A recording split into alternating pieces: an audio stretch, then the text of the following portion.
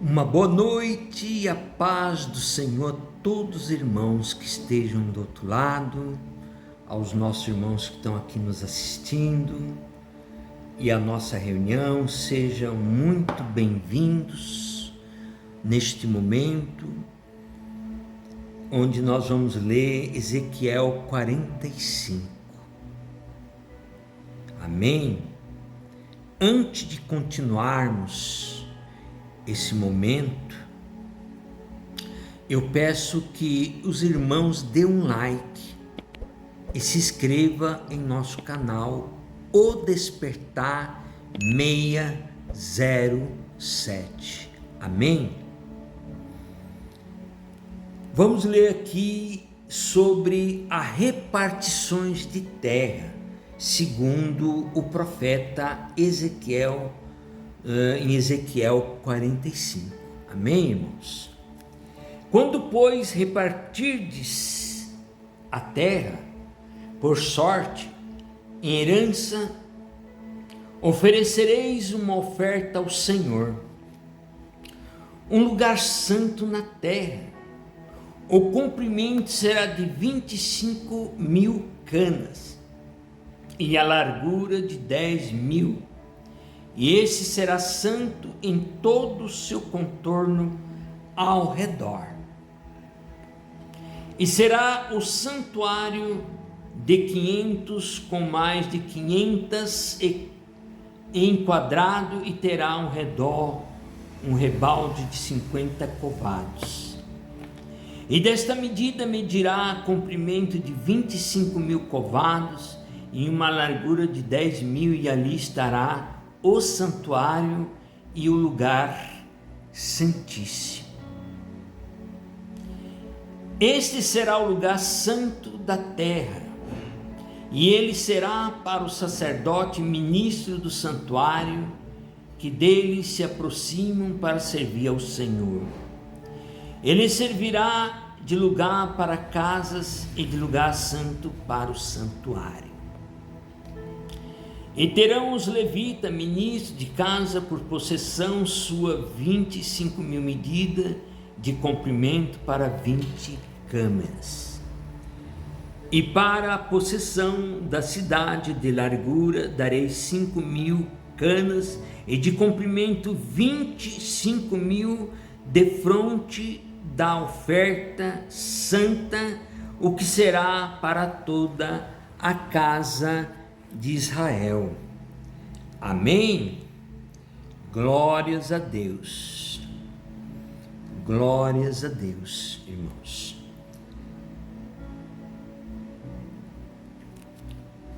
Pois bem, irmãos, nós acabamos de ler aqui o capítulo 45, onde Deus ele está traçando pela boca do profeta Ezequiel as medidas daquele lugar onde se colocaria os lugares, o templo, enfim, o local santíssimo, o local de adoração, o local onde que iria cultuar o Espírito Santo de Deus. Irmãos, como nós bem sabemos, Deus ele trabalha com números, Deus ele trabalha com medida, Deus é o ser mais arquiteto de todo o universo. Às vezes as pessoas ficam imaginando que Deus é uma lenda que foi criado na história. Tem muitos materialistas, né, que falam sobre isso, né, que isso é apenas uma história de fábula, uma história de carochinha, uma história de coisa de pessoas que não têm o que fazer, né? Muitas pessoas falam isso, e eles deturpam tudo a nível espiritual. Mas aqui a gente vamos levar por esse lado. Deus ele dá aquelas medidas para poder criar o santuário, para criar as coisas santas. onde as pessoas vão adorar, vão pedir, vão clamar, vão se reunir, certo? A gente vê que até mesmo quando você vai analisar as linhas de rotação, os movimentos de rotações e de translações do universo, você não mede simplesmente por medir, você tem que ter uma ciência matemática, uma ciência física para poder medir as coisas. Para poder medir as coisas. Porque Deus é assim. A sua natureza é assim. A sua natureza é uma ciência, irmão, uma ciência exata. Muitos acham que é apenas uma ciência humana. Não, é ciência humana, ciência exata, ciência biológica, porque Deus é o Deus de todo o conhecimento do universo. Tudo foi feito e planejado por Ele. Tudo saiu dele, Ele é a causa primordial de todas as coisas. Deus é o Deus absoluto. E a sua criação também deveria ser absoluta. Quando a gente vê os astros, as coisas do universo, a gente vê que eles andam de forma harmoniosa, irmãos. Tudo é harmonioso. Até mesmo os animais, as vegetações, tudo andam de forma harmoniosa. Não existe problema com toda a criação. Só existe problema, sabe com quem, irmãos? Só com o homem. Só o homem é que tem um problema. Aí você me pergunta, mas por que isto? Por que isto? Sabe por quê, irmão? Deus criou o homem, mas Deus ele não criou o homem perfeito. Deus criou o homem para atingir a perfeição. E deu um mandamento para ele andar dentro daquele trajeto, dentro daquela linha absoluta que Deus havia planejado sobre os mandamentos dele. Mas o homem não fez. O homem simplesmente ignorou isso. Não deu muita importância.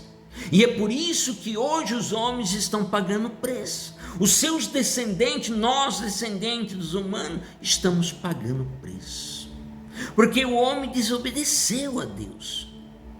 E por isso que hoje é um corre para lá, um corre para cá, e ninguém entende nada, ninguém entende absolutamente coisa nenhuma. Ele acha que ele é o dono da verdade, mas não é. E assim vai, irmãos. Infelizmente assim vai. Deus é um ser matemático. Deus é um ser que trabalha com números. Por isso que o tempo é dele. E o tempo que é dele, as pessoas não entendem por que o tempo é dele. Porque você pode ver, irmão, que quando Deus ele criou o universo, a Bíblia diz que ele criou em 6 dias. Ele criou em 6 dias. E a ciência diz que a criação levou 6 eras geológicas. Como a Bíblia é simbólica, como a gente sabe muito bem, que o próprio Jesus falou, eu vos falo por símbolos e parábolas, né? Ele não falou abertamente exatamente o que é. Ele fez uma figura de linguagem, irmão. Uma figura de linguagem.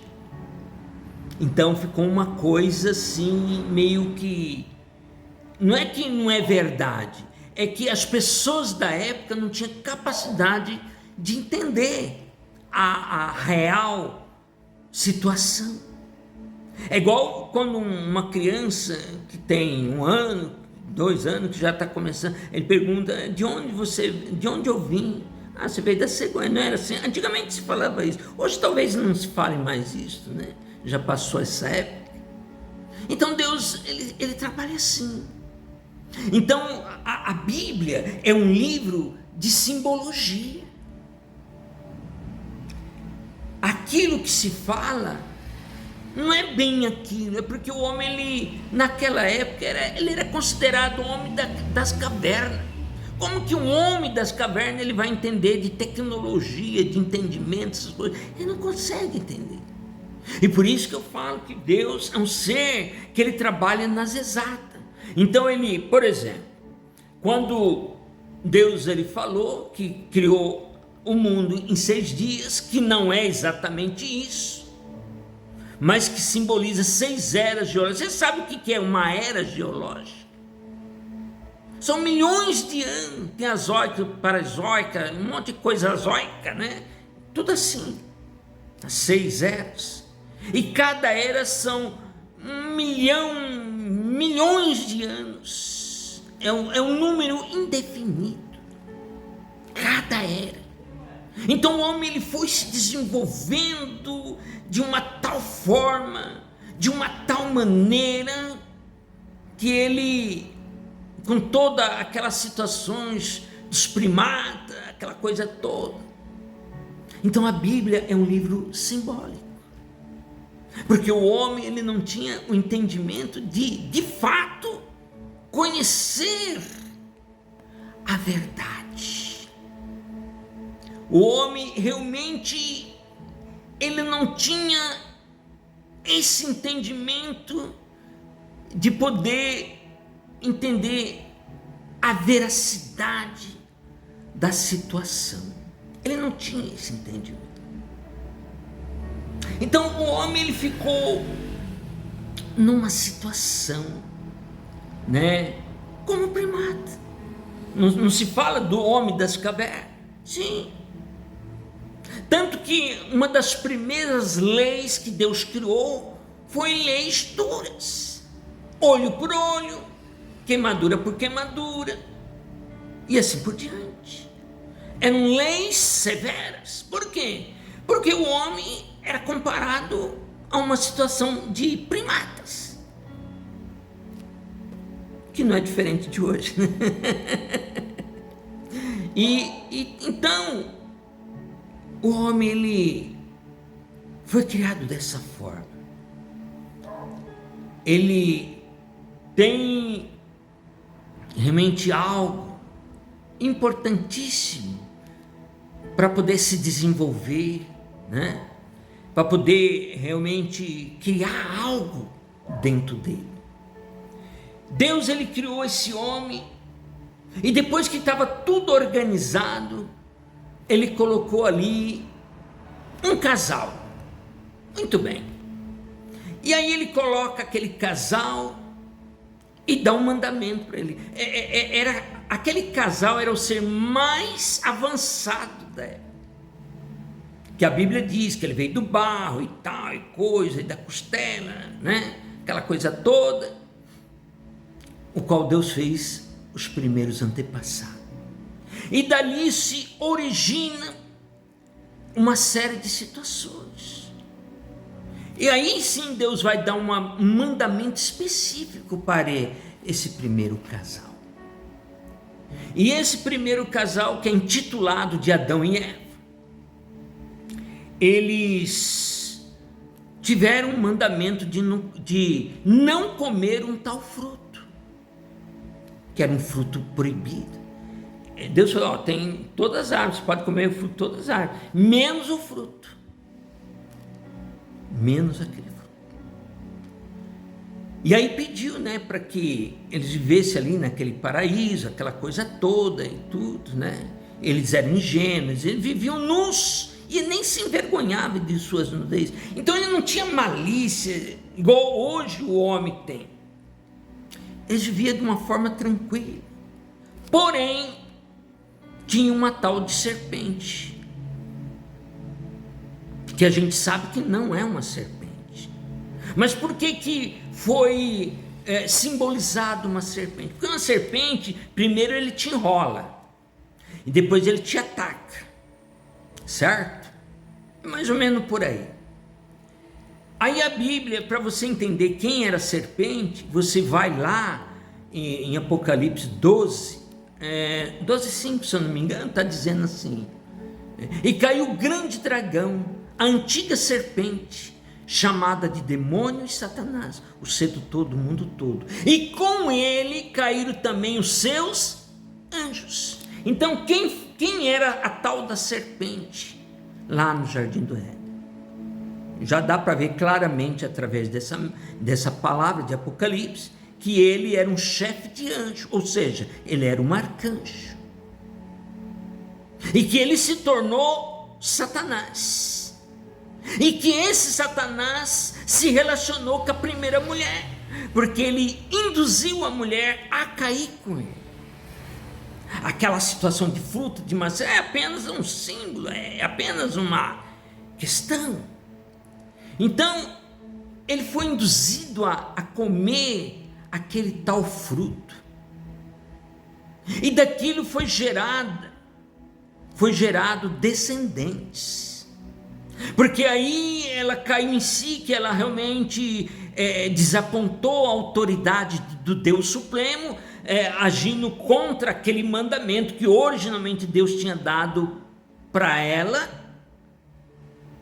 e ao comer aquilo, então começou toda uma situação. Aí ela ficou assim numa situação muito difícil, né? Porque a consciência dela começou a acusar, e aquela coisa, ela entrou em parafuso, né? Vamos dizer assim. E ela foi então procurar Adão, e ela falou o que tinha acontecido, e ela e o Adão terminaram também caindo. E a partir daí então começou a gerar filhos. Gerou os 2 primeiros filhos, Caim e Abel.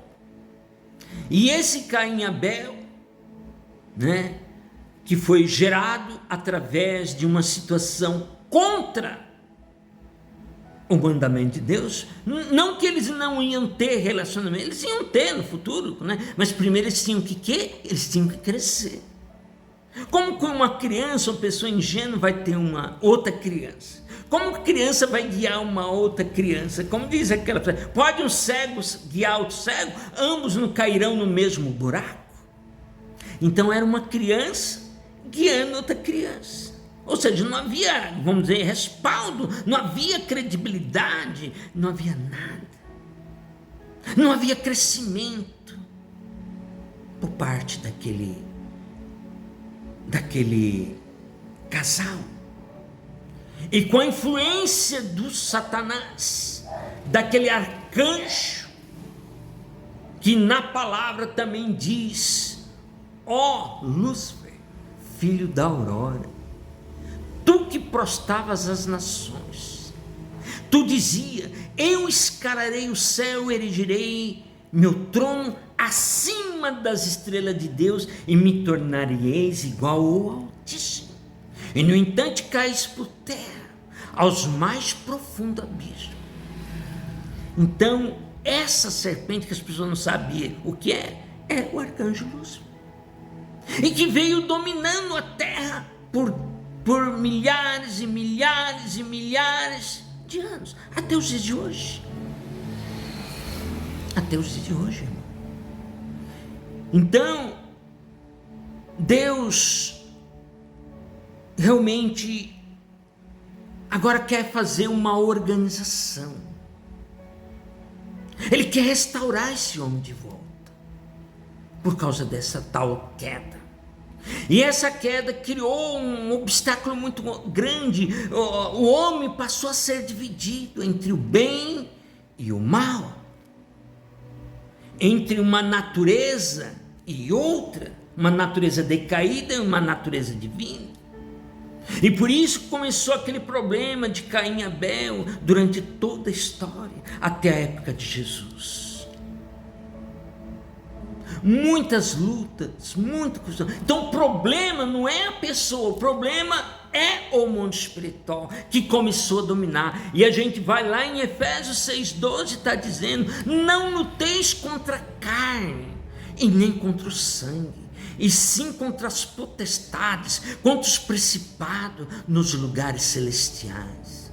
Então, irmão, nós temos que entender essa questão maligna que aconteceu ali no início, para nós podermos entender o que está acontecendo hoje. Não adianta querer resolver o efeito hoje, se você não conseguir resolver a causa. Você tem que resolver a causa do problema, e a causa do problema, irmãos, é o pecado que o homem herdou, através daquela situação maligna que ocorrera. E por isso, nós sempre estamos tocando, sempre no mesmo assunto, para que as pessoas venham começar a entender a verdadeira realidade do trabalhar de Deus. Aí Deus começa a mandar profetas, começa a mandar grandes homens de Deus, mas aqueles homens maus não aceitam. Os homens maus não aceitam aqueles homens que vêm da parte de Deus, porque ele luta contra esses homens. Ele luta contra esses homens, até mesmo como o seu próprio filho, Jesus. Eles lutaram com Jesus, enquanto eles não viram Jesus na cruz, crucificado, morto, arrebentado, espetado, eles não largaram mão, porque aquele povo estava sendo guiado não por Deus, mas pelo espírito das trevas, para fazer o que eles fizeram com Jesus. Que Jesus vem na posição de segundo Adão. Eles não deixaram, eles não permitiram que Jesus prosseguisse no trabalhar de Deus. E os homens não entendem isso até hoje, porque o homem ele está focado em outra coisa, em outra situação, em outra direção, e ele não consegue. Mas aqui a gente vê que Deus ele começa a planejar. Deus ele começa a planejar aqui no capítulo 45 de Ezequiel, para começar a ver as larguras, para poder criar o lugar santíssimo. Porque Deus precisava que as pessoas, ou pelo menos aquelas pessoas de bem, aquelas pessoas que tinham um bom coração, para que aquelas pessoas entendessem o trabalhar de Deus. Então Deus ele começou a organizar. Não adianta entender só a questão, irmão, a questão externa dessa palavra. Você tem que entender a motivação interna, o porquê que Deus queria isso. Porque Deus ele queria fazer com que o homem se tornasse um com ele. Era isso que Deus queria, não era nada mais do que isso. Porque se o homem se torna um com ele, o templo de Deus, casa e morada do Espírito Santo, como dizia Jesus, e Jesus pregava muito isto, aí sim eles iam se tornar um lugar santíssimo. Deus ia habitar dentro dele. Então Deus ele começa a organizar, começa a fazer essas medidas, porque Deus queria o homem não como escravo. Deus queria o homem como um filho de Deus, porque o homem foi criado como um filho de Deus. Então essa história aqui, assim como a história que nós vimos, irmãos, realmente é uma história para meditar, para poder entender realmente a real situação da palavra.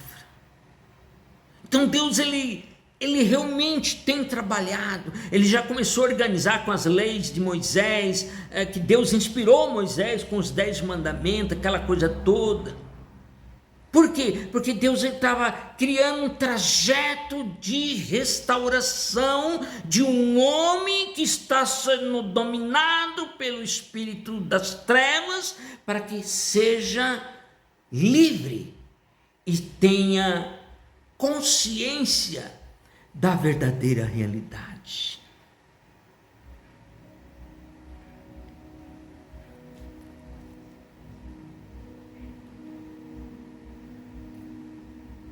Deus fez isso muito bem planejado, muito bem organizado, para poder ter esse algo, esse espírito divino dentro do homem.